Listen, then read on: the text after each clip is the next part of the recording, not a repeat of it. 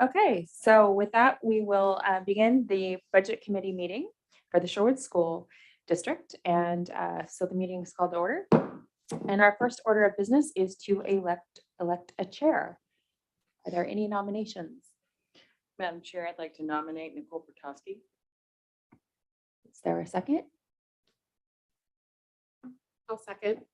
Okay, any additional nominations? Okay, all those in favor say aye. Aye. Opposed? Okay, congratulations. All right. Well, thank you so much. So I want to start by reviewing the Budget Committee's roles and responsibilities for everyone. So the Budget Committee's roles and responsibilities, the following defines the scope and responsibilities of the Budget Committee as a whole. A Budget Committee is a group of school board members and citizens that reviews the school budget, the school district's proposed budget. The committee is composed of school board and an equal number of citizens. The Budget Committee is the means for the public to participate in the budgeting process. The public is encouraged to attend because one of the most important purposes of the committee is to take comments and questions from interested citizens. The Budget Committee receives the budget message and the budget documents from the superintendent. The committee reviews the proposed budget, listens to comments from citizens, and then approves the budget. The Budget Committee reviews the proposal to ensure that the district is planning to spend money in furtherance of expressly stated district goals. The committee reviews the budget at a public meeting. The district approves the budget at the major fund and function level and sets the tax rate. Once complete, the Budget Committee refers the budget to the school board, and the school board is the one that adopts the budget. The Budget Committee does not approve new personnel, set salaries, benefits, or contract terms for employees or administration. It is also outside the committee's scope of work to set staffing levels or decide whether or not a service or program should be provided. The Budget Committee does not make district policy, and the Budget Committee's work is complete after it has approved a proposed budget. So that's what we're here for tonight. And with that, we will move right on to the superintendent's budget message. Okay, thank you. Good evening, board members and budget committee members. So as you know, in the packet that you received, there is a very lengthy budget message to you as a budget committee from me as the superintendent. And hopefully you had the opportunity to read that over. What I won't do is just go through that and read that aloud to you, but I have extracted just a few points from that letter that I would like to, from that message that I just would like to sort of put an exclamation point behind here just for a few moments before we move into the presentations by Mr. Rose. So if you don't mind, just to start off with, just a reminder that we are in the second year of the state of Oregon's 21-23 biennium. And the most recent forecast was in March of this year. And it really did deliver promising news for the state budget. It showed another large surge in tax collections. General fund and lottery revenues are up a combined $1.17 billion since the December forecast. That is a growth of 4% in just 3 months. We also know from the Oregon Office of Economic Analysis, there have been several risk factors that have been identified with impacts on the Oregon economy. Again, you will hear more about this shortly this evening, but the key factors are the U.S. economy, housing affordability, federal fiscal policy, and other initiatives, referendums, and referrals. For our budget and planning purposes, the most important data that we have is enrollment. And we are anticipating 4,652 students next fall. And the state school fund will be funded at $9.3 billion for that 21-23 biennium, distributed 49% the first year and 51% in the second year. We were excited that the Oregon legislature in its 2022 session approved summer programs. So those programs will be similar to last year's and will require a 25% match by the district. And in conclusion, I just want to extend a heartfelt thank you to all of our students and our parents and our community members and our teachers and our staff. The pandemic has really required all of us to continuously adapt and change. And I know that by all of us staying really focused on students, that we will continue to do amazing things. Thank you for your service on the Budget Committee. And with that, I will turn the presentation over to Mr. Rose.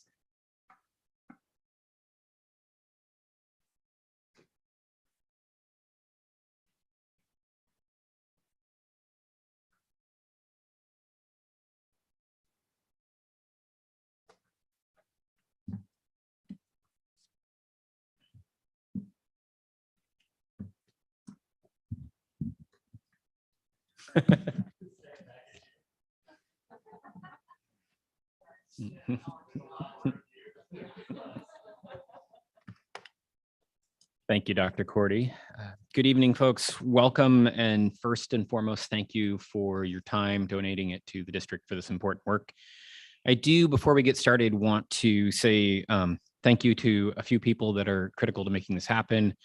Bill Johansson here on my left, as well as Stephanie from fiscal office and folks in the building. It took a whole team to put this budget together, and I don't want that hard work to go unnoticed. So I'd like to acknowledge that here. So these are the items we will cover in this presentation. We will follow this with discussion. Public comment is after that. And then we have a deliberation and a vote, hopefully. Please feel free to ask any questions throughout the presentation, just as we go along. I'm going to start with our strategic plan. We use the strategic plan as our guide as we develop and implement our budget each year. This is what the public can look to determine if the district is spending the available funds as planned, which again is also part of your roles that Chair Bertowski just referred to. And then also I would mention that the boards and community saw this document and a presentation referring to it at the February board meeting.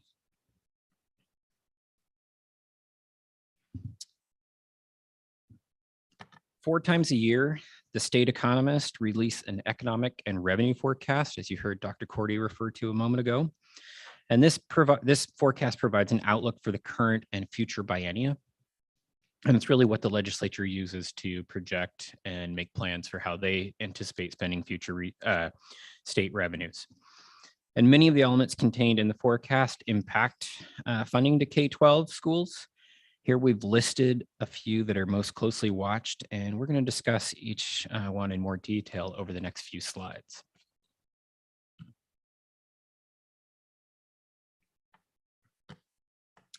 So the most recent forecast, which is referred to as the March forecast, had promising news, as you heard. Legislators learned that the March and economic and revenue forecast showed another large surge in tax collections. Growth of about 4% or a combined 1.17 billion between general fund and lottery. And the forecast is suggesting continued growth for the state general fund over the next four biennia of greater than 12% per 2-year period. So significant growth is expected.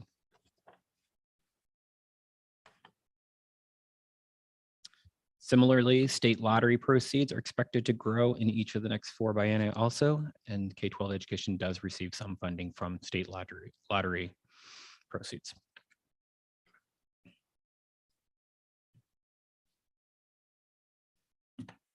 The corporate activity tax, which funds the state school fund and the student investment account, is expected to grow as well.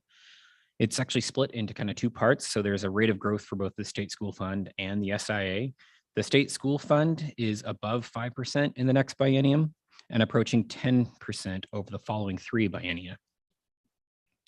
For the student investment account portion of the corporate activities tax, that growth is expected to be nearly 10% in the first biennium and around 11% thereafter.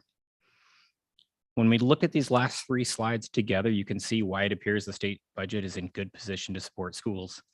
However, the legislature will ultimately decide where and how to spend these resources, which may or may not be on K-12 education.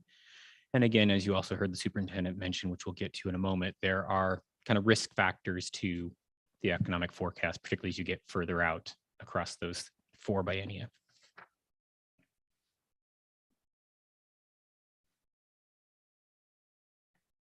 So interestingly, the state reserve accounts, which includes the Education Stability Fund, the Rainy Day Fund, and cash reserves, grew significantly again and are currently projected to top $5 billion during this current 2021-23 biennium. And this is equivalent to 20% of the general fund budget. And as Phil here made a comment to me last week, this is quietly a big deal.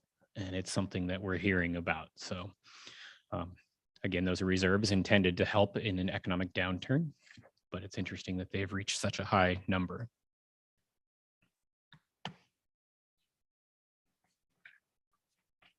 The economic revenue forecast showed another large surge in tax collections. And since that previous forecast, the projected personal income has doubled to 964 million. And the corporate kicker has grown by over 150% to 633 million. And while the personal kicker is the personal kicker is refunded to taxpayers, the corporate kicker is dedicated to K-12 education, but it's not dedicated in such a way that guarantees our state school fund will grow as a whole. The legislature can choose to offset any growth from this revenue source with decreases that they may spend on other state needs outside of K-12 education. So it's good news, but it has a little bit of a catch to it. Director Adamson? Yeah, I just also note that with both the personal and corporate kicker and the benefit to K-12 schools from the projected kicker, that really doesn't come to pass until we get really close to the end of the biennium, till we know what those numbers are for sure in the kind of middle of 2023. Yeah. So these are interesting numbers now, but they can and may change. Certainly. Thank you. And to that point, we are only roughly or about halfway through the biennium, so we will continue to watch those numbers as they fluctuate or grow.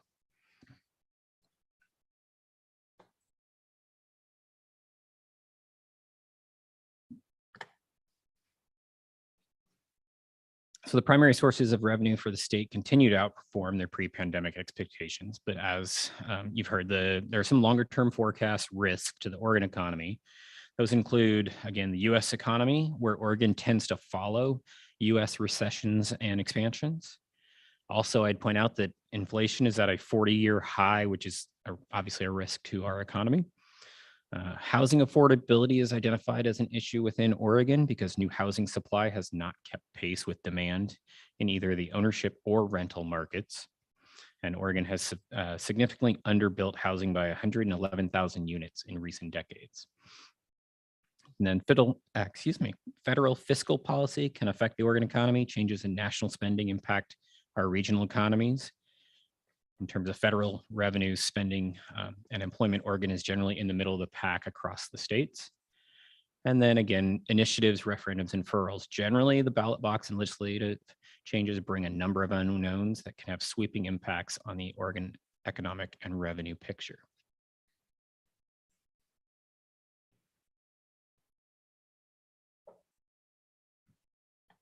As this committee has heard at our orientation, enrollment is really the key factor to us developing our budget. We need to have a solid picture of how many students because we receive funding based on the number of kids that attend our schools.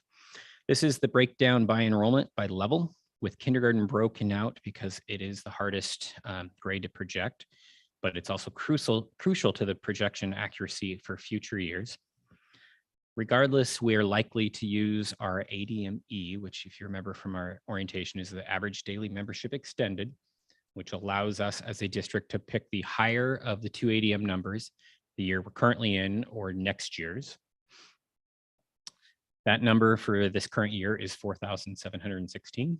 And our projection for next year is 4,652. So we will likely use ADME at this point, unless we had a surge of enrollment.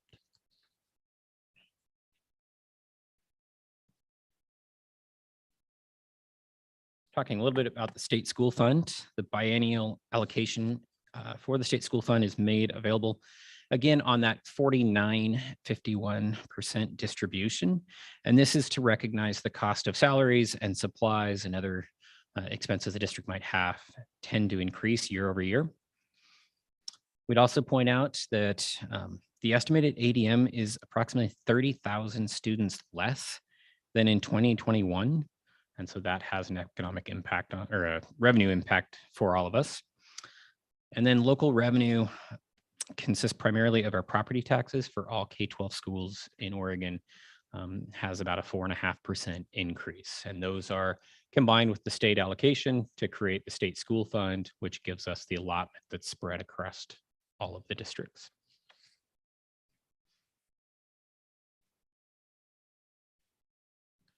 The Oregon legislature has, the last 2 summers, created a couple of summer learning grants that are important to us.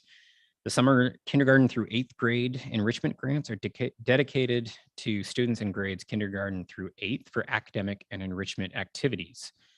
A total of little over 66 million general fund dollars were available for the state's share of the programs, and it requires a 25% local match from participating school districts. The summer high school academic grants will fund programs that enable high school students to make up academic credits needed to stay on track for on-time graduation. And a total of nearly $33 million in general fund money was made available, again, for all districts across the state, and it requires a 25% local match. We can use our federal ESSER $3 as our match. And so our summer programs can be frankly quite robust, and they are well supported by both our state and federal governments. So good news on that front. Taking a moment to talk a little bit about our key assumptions for this budget. On the revenue side, again, we expect, or we know we'll have 9.3 billion as part of the state school fund, again, dedicated with 51% in this next year. And then our enrollment will use the ADME of 4,716 students.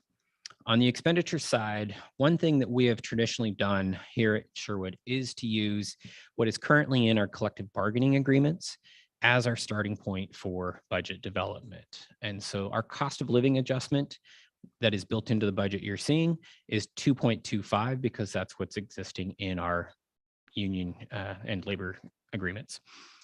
Medical is at 2% for the same reason. We do anticipate having a net reduction of 4 certified positions through attrition due to decreasing enrollment at the elementary level.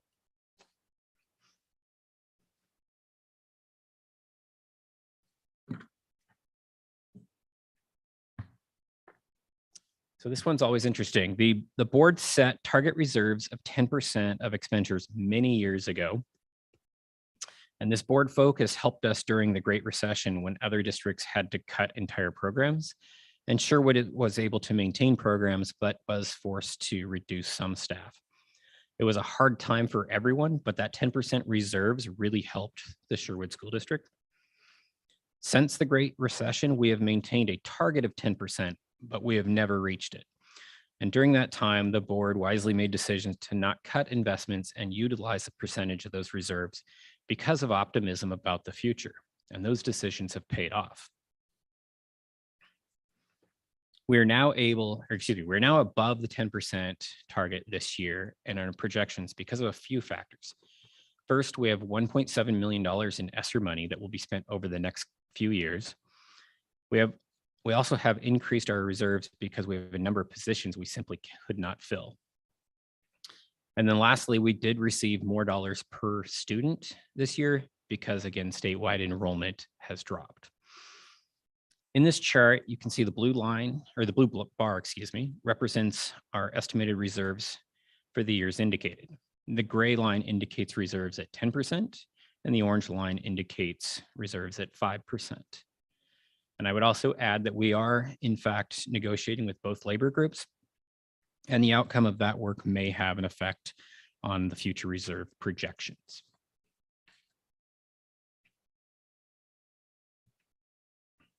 With that, I would welcome questions or discussion.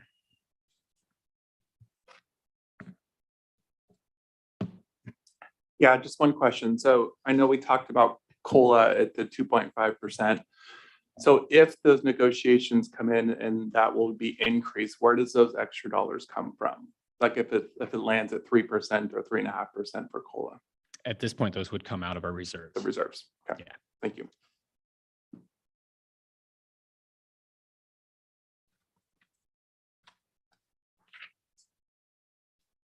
Any other questions on that portion of the presentation? If not, then I would draw your attention to the proposed budget. And I'll walk you through some of the highlights on the various pages.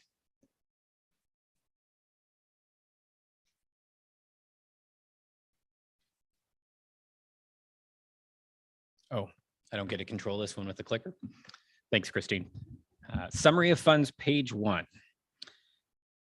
The format and level of detail here is required by Oregon's local budget law.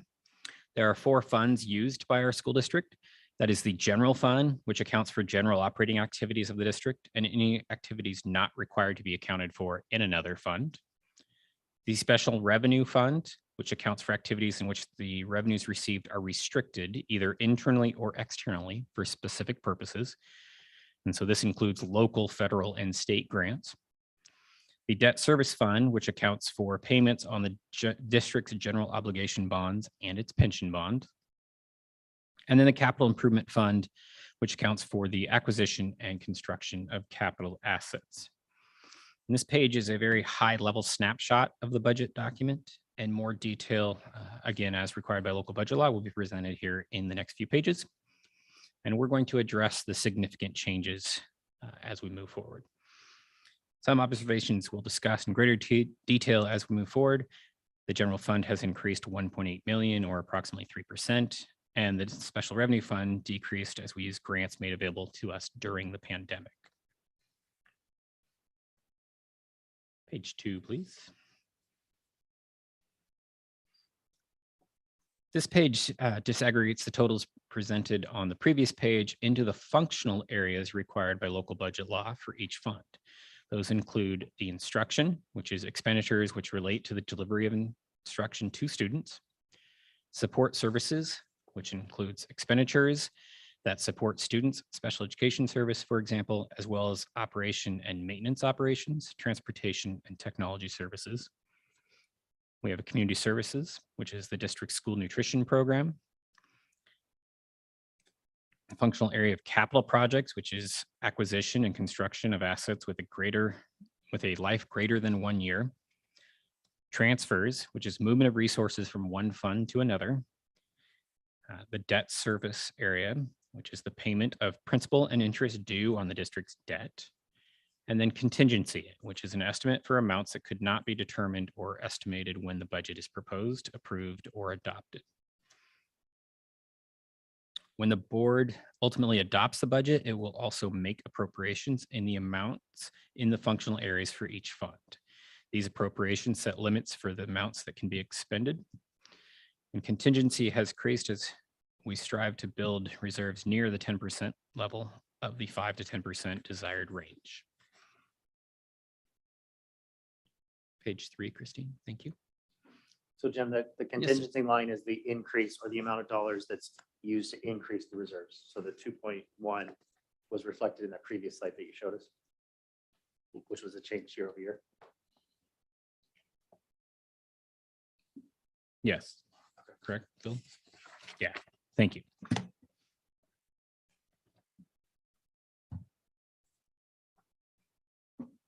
Sorry, but it can be used as he brought up, if the COLA is different, it would reduce the reserves of the contingency amount. Yes.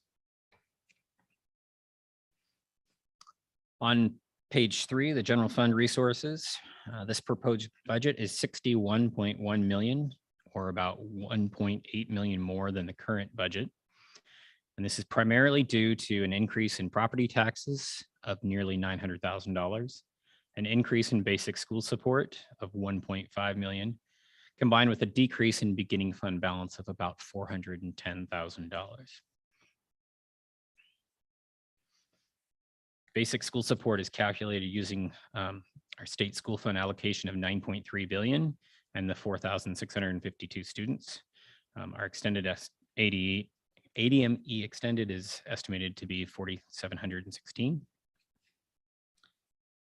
And so we are budgeting for an increase in basic school support of approximately 1.5 million.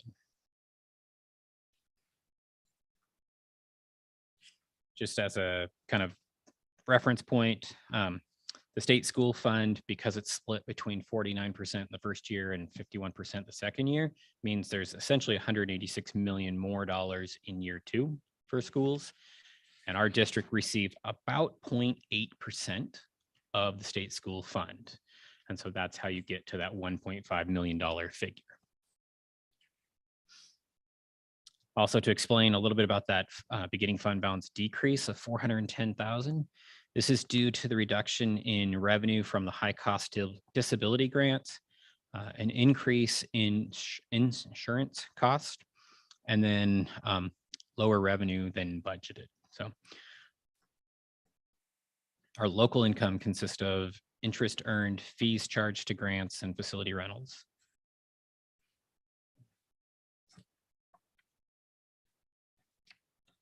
I'll move us on to page 4.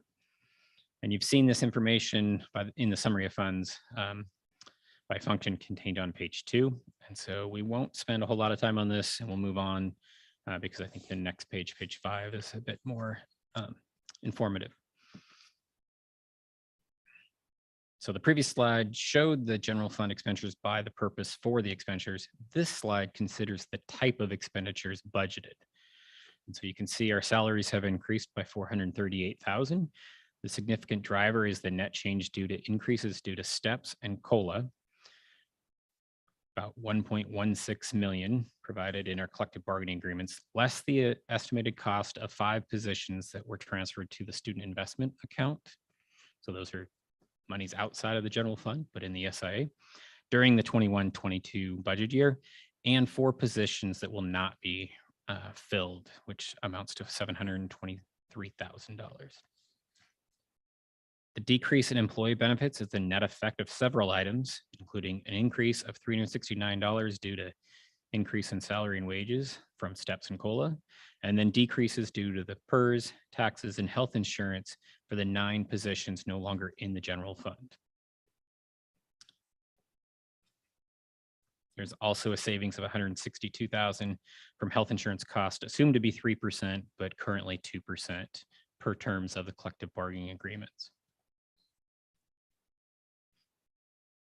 Materials and supply consist of custodial and maintenance, teaching, and general supplies. We anticipate that these prices will increase, and budgets were adjusted to permit acquisition of needed materials and supplies without disrupting those services to students. And then the increase in miscellaneous is actually driven by that increased cost of insurance. Our liability and property insurance premiums for fiscal year 21-22 will exceed the budgeted amount by $96,000. In particular, cyber insurance coverage is expected to increase in future years by a minimum of 40%, even without any loss history. So that is a type of insurance that's just getting more expensive as the threat grows, even though we've, knock on wood, have not had any issues within our district. So. Jim, is that true generally that, our experience as a district, we don't have a lot of claims, we don't have a lot of loss, but this is just kind of what the market is doing generally, and thus we're having to respond like every other business, every other employer? Yes, and it's becoming increasingly difficult to even get cyber insurance just because of the nature of the risk. So then I'd add the increase in transfers is due to the district providing resources in lieu of class participation fees that were previously assessed to students. So we've had a bit of a change there. And the contingency again, is an amount for any unplanned, unknown, or unanticipated expenses that were not known during the time of budget development. And it does require board approval to spend those monies. Hey, Jim, just a quick question. Yes. So can you talk a little bit more about the 4 positions that won't be backfilled? Because it looks like there's the contingency of 1.4 could easily cover those 4 positions. So I'm just more curious about the four positions. I'm going to actually allow Mr. Emmert to weigh in on that one because he's more familiar with the specifics. Sure. So the 4 positions are positions that we need now less than we have in the past. So they're mainly due to the drop in student enrollment. We've decreased by so many students at the elementary level that our ratios are way under what they typically have been. And so just so that we spend money wisely in our district, it would make sense for us to reduce by those 4. And therefore, we're not, again, they're being reduced through attrition. So through retirements, resignations, those kinds of things. Thank you. I'll pause just actually to see if there's any additional questions before. Okay. Moving on to special revenue fund on page 6. As previously mentioned, this fund accounts for activities in which the revenues received are restricted either internally or externally. It also contains certain district operated programs such as the nutrition services program, bus replacement, and construction excise tax collections. The decrease in local revenue represents a reduction in food service sales because during the pandemic, the federal government allowed the district to serve all meals as free, and therefore we had no charges to our students. The decrease in state services is due to the use of ESSER dollars, ESSER grant funds available after anticipated expenditures for the 21-22 fiscal year. And requirements were adjusted to match the reduction in the special revenue fund resources. So this particular fund, you have to match your expenditures with your revenue.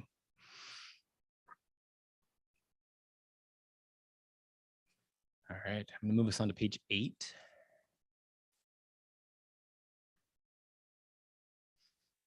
When voters approved our general obligation bonds, they also approved that the district may levy property taxes sufficient to pay debt service on those bonds until the bonds are paid in full. So this is what built our high school and did our transformation work as well as some deferred maintenance.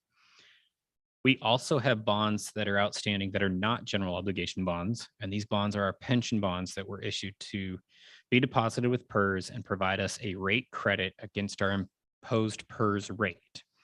And the bond terms require that a portion of the monies we receive from the state be passed through the state directly to the bond paying agent. And so these amounts are often labeled as state pass-through or described as an intercept agreement. That's one of those that I think can at times be a little bit tricky. Do we need any questions, I guess is the way to ask? No? Okay. Jim, I'd just like to say about the obligation bonds, that was a decision made even before I was on this board. But it was a wise one at the time because at that time, as folks may remember, as before a series of reforms that have brought down PERS rates, those rates were growing exponentially at that time and really made it almost impossible to guess year to year what were those rates going to look like. And there was very little stability. So we might get an increase and even more than whatever increase we got from the state would be required to be paid into the PERS system. And so it was very, very difficult for boards. One of the tools that was made available were these pension obligation bonds. And what it allowed you to do was bond against what your future expected contributions would need to be. And if you timed it right, you could actually get ahead on the payments. And for the most part, it's worked out for us. It's something that bond counsel, you have to be very thoughtful and careful about. Sure, it has been. We have not jumped at every opportunity to issue those kinds of bonds. But this activity has saved taxpayers dollars and enabled us to continue to invest in classrooms and make sure that we're meeting our obligation to our team to fund pensions, because that's our obligation as an employer. So this has been a really smart move, but it does show up here and sometimes creates some confusion about what is this. It was a great move at the time, and you have to evaluate whether it's a good idea or not, to do it in the future on a case-by-case basis. Thank you, Director Edison. I appreciate that. On page 8, we just talked to you about paying off our, I think we have another question. Sorry, thank you. Sorry to backtrack just a little bit. I'm just really stuck on these contingency, just because it's such a high jump. And I'd like just a little bit more information on what types of things are covered by these contingency funds and why such a large jump is being made. What all goes into that, deciding that? Contingency is simply the difference between our programmed or budgeted resources and our programmed or budgeted expenditures. So if, for example, as we've moved the 5 positions that became available for SIA funding and electing not to refill the 4 positions that are retiring, those 2 numbers by themselves are about $700,000. So you coupled kind of with what we had plus those, we get back to our contingency number, get near those numbers. And generally, what's an example of something that would, just for learning purposes and information, what's something that those funds would go towards? Towards you mean That the actual, contingency to funds would release the be used. contingency to Yeah. something else? Yeah.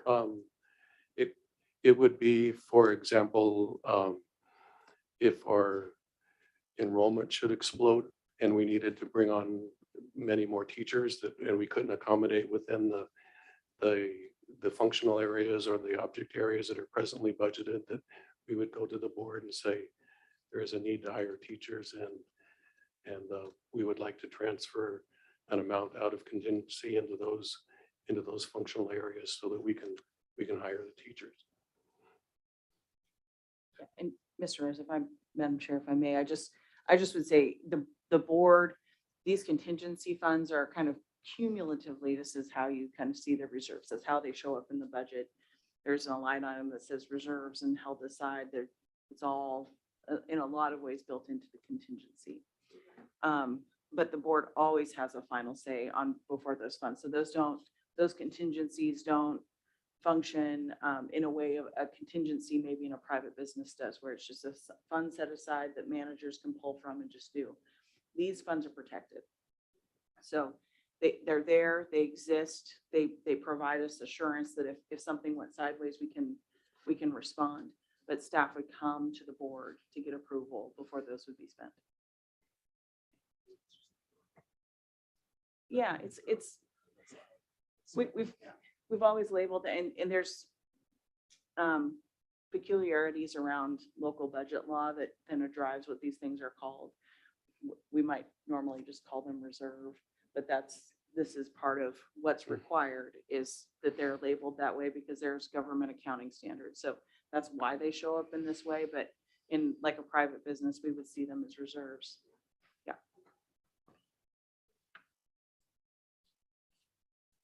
Thank you. Any other questions right now?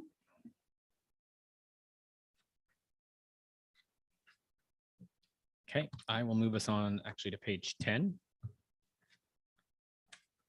On that previous page, page 8, we talked about kind of how we raise the money or how we pay off the general obligation bonds. The capital projects fund is actually kind of where we spend the revenues related to our capital work. Our new high school and transformation work, again, was paid for within this fund. The miscellaneous amounts that you see reported for 1920 and 2021 are actually energy incentives from the Energy Trust of Oregon. So those are one-time monies where we were able to leverage dollars we had with additional work from the ETO to extend our bond dollars further. We do have 2 areas of planned funding that extend beyond kind of our construction phase of the 2016 bond work. Those are technology and curriculum replacements. And these were always intended to be 10 years worth of funding. which would allow for 2 replacement cycles of some technology and then also curriculum needs. And just so you're well aware, the funds remaining for the continued replacement is just shy of 4 million for technology and just shy of 2 million for curriculum. And we continue to look for ways to extend those.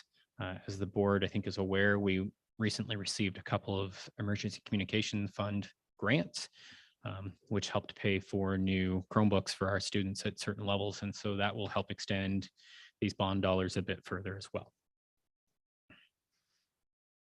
In addition to the bond funds available for curriculum and technology within our general fund, there's also 474,000 dedicated to curriculum and technology replacement. So we have over the years added about $50,000 per year.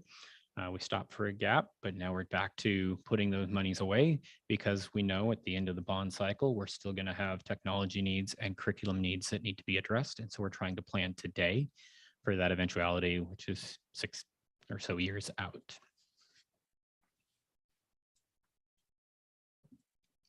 And that's the extent of my notes for the actual budget document. Are there any questions? Director Adams. Yes, and I apologize for not getting this to you in advance, but can you talk to us about where we're at on our deferred maintenance list and what that's looking like?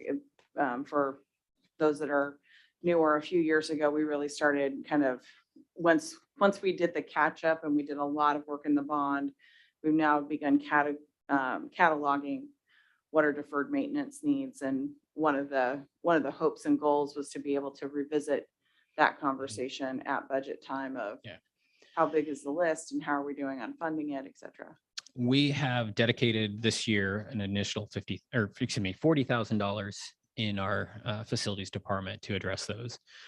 That list continues to be reviewed by Ken Bell and Dale Garaki within our facilities department, as well as myself. We know we have a number of needs that probably extend beyond that, but we're trying to identify those that we can address within the resources we have. So we don't end up in the same position we were in 2016, where we had quite a long list that was quite expensive to catch up on. And Madam Chair, one more question. I just also curious about, we're setting chunks of money, and I'm really pleased about that, aside to prepare for post-bond curriculum and other expenditures.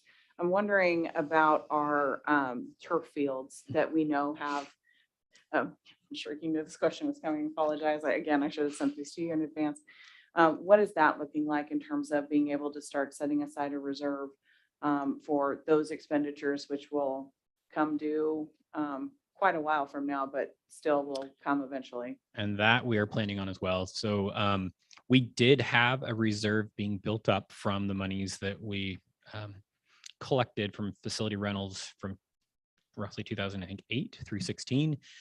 We actually were able to do the high school, which is now the middle school, turf replacement through funds from the bond.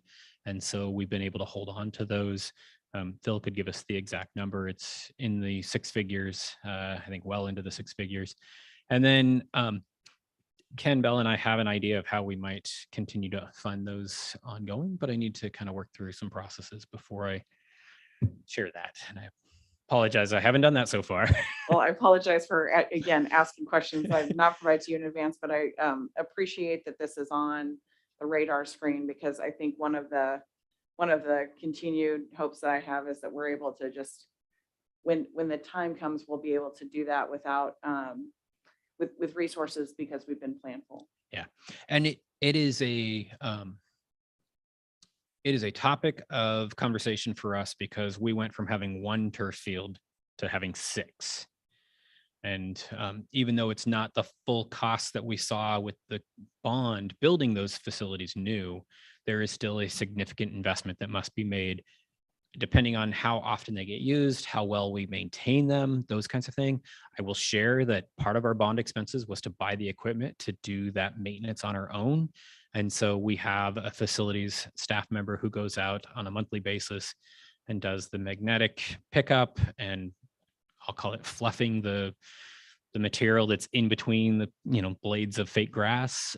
So we're doing the things we need to do to extend those years as much as possible. But you're absolutely right. We're going to have 6 fields that are going to have to be replaced over a period of time. They won't all come due at the same time, but that's going to be a significant investment for our community.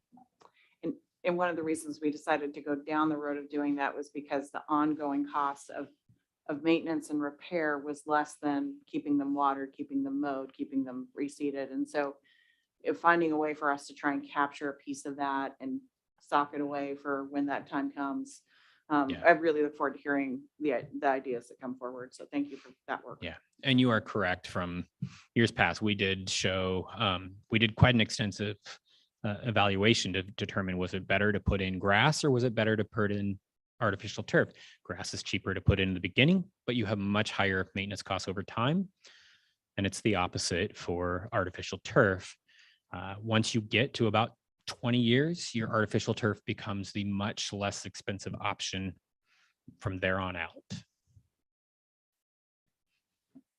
Well, and I appreciate that question because I've always appreciated the forethought and taking where we are and planning ahead, not just responding to what's in front of us. What is the life expectancy of a turf field before it needs to be replaced completely? They will tell you 8 to 10 years. We had 11 years out of what is now the Sherwood Middle School field, and it technically hadn't failed the testing. They do a annual test to determine basically the impact factor of somebody landing on it. And so because we'd been able to maintain it with the help of the city, we had extended that one to 11 years. We chose at the beginning of the bond to go ahead and replace it at the time we were doing the track. It made a lot of sense to make those 2 investments at that time. Thank you. Any other questions right now? Great. Thank you, Mr. Rose. Do we have any public testimony? We have not had any submitted online, and we have not had anyone in person either, so no testimony tonight. Okay. So with that, we have moved on to deliberations. Are there any more questions or comments about what has been presented this evening?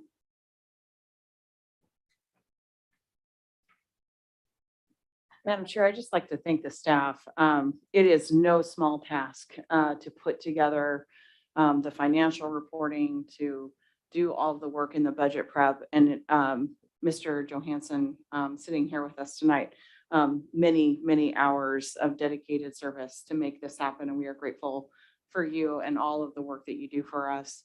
But our team has done a really great job. And the fact that we have these reserves, that we are so careful and thoughtful is not an accident. It's because of the great team at the staff level, and because previous budget committees and boards have been very thoughtful about how do we do this carefully so that we don't add things in a hurry and then have to take them away in times that are hard. And those lead to, and frankly, partnership with our certified and classified unions too, that recognize the benefit of being able to be slow and steady and thoughtful. And so I appreciate this budget. I appreciate its thoughtful approach, looking at what we can afford and what is necessary to move forward with, and recognizing that while yes, we have substantial reserves today, those could disappear in a quarter or two. And so we have to be really careful about how we move forward so that there are resources available for our kids. Thank you. And I just want to echo that. I really appreciate the work that's put in between the orientations and the meetings, just making this really understandable and usable for us, who this isn't our full-time job. This isn't what we do all the time, is crunch numbers. Maybe some of you, but I don't. So all the work that's put in to present this, I really appreciate that.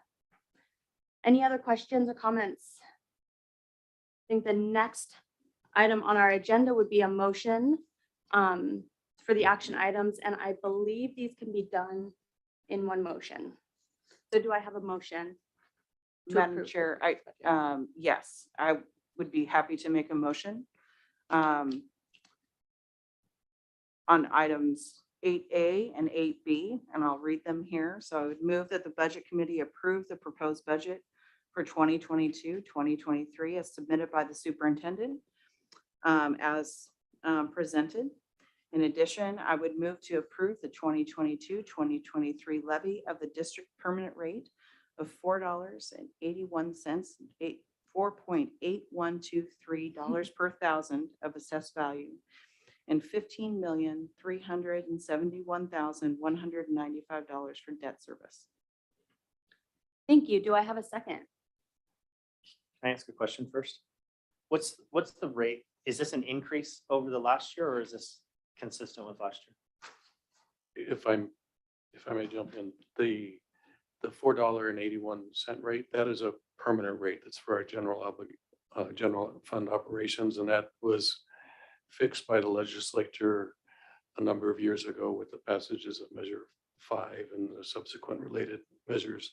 The $15.3 million, that's an amount that we are levying to service the principal and interest on the debt that is coming due on the general obligation bonds that we discussed.